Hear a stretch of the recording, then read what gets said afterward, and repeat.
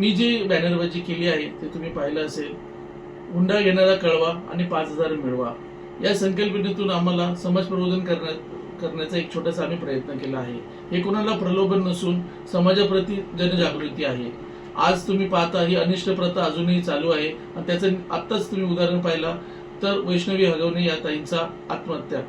ह्या अशा हुंडाबळी ह्या प्रथेला बंद करण्यासाठी समाज पुढे आला पाहिजे, समाजाप्रती जनजागृती झाली पाहिजे। त्यासाठी आमचा एक छोटा प्रयत्न आहे की या प्रयत्नातून मी असं करू इच्छितो की लोकांनी आमच्यापर्यंत पोहोचवा। काही जे नराधम असतील, जे आमच्या माता भगिनींना त्रास देत असेल, लग्न अगोदर किंवा लग्नानंतरही हुंड्यासाठी त्रास देत असेल, तर त्यांनी माता भगिनींनी त्यांच्या परिवाराने आमच्यापर्यंत संपर्क साधावा। आम्ही त्या नराधमांना योग्य ती कार्यवाही करून त्यांना ती शिक्षा देऊ। जय हिंद, जय महाराष्ट्र।